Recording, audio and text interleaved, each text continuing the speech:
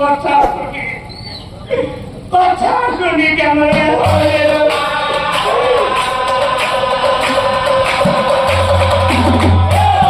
কথা শুনি কেমনে আর এতিয়া চাও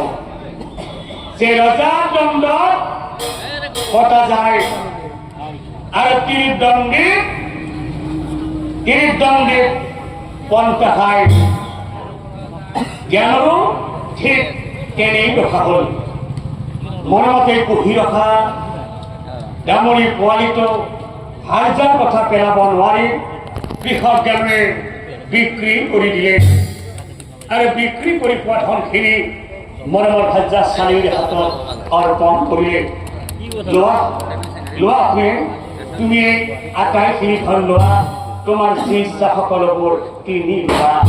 আপনি কিনে ভাল পইচাখিনি মহানন্দ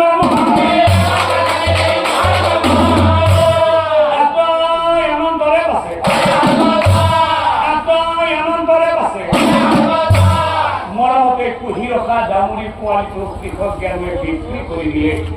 গাভীৰজনীও গাখীৰ বন্ধ হ'ল গাখীৰ বিক্ৰী কৰি চলাই থকা ঘৰখন চলাবলৈ কৃষক জ্ঞানে উপায় নোপোৱা হ'ল এদিনাখন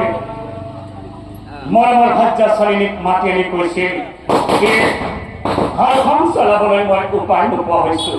সেয়েহে মই কেইদিনমান বাহিৰলৈ কাম কৰিব যাওঁ তুমি এই ঘৰখন ভাল ধৰণে চোৱা চিতা কৰিবা আৰু আমাৰ এই গাভীজনীক সময়মতে আধাৰ পানী দিবা কিয় কৈছো জানানে গাভীজনী এতিয়া গৰ্ভৱতী এই গৰ্ভৱতী অৱস্থাত তুমি কেতিয়াও আৰু এখানি নকৰিবা এনেকৈ ঘৰখন বটাই দি কৃষক যেন ওলাই গুচি গ'ল আৰু আনফালে মৰমৰ ভাজ্যা ছোৱালীয়ে কি কৰিলে মোৰ মায় এই স্বামী ঘৰত নাই জানো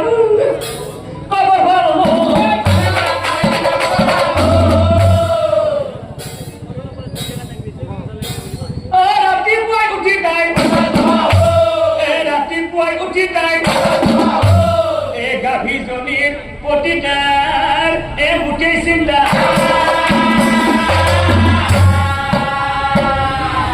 দিনে দিনে গাভীজনী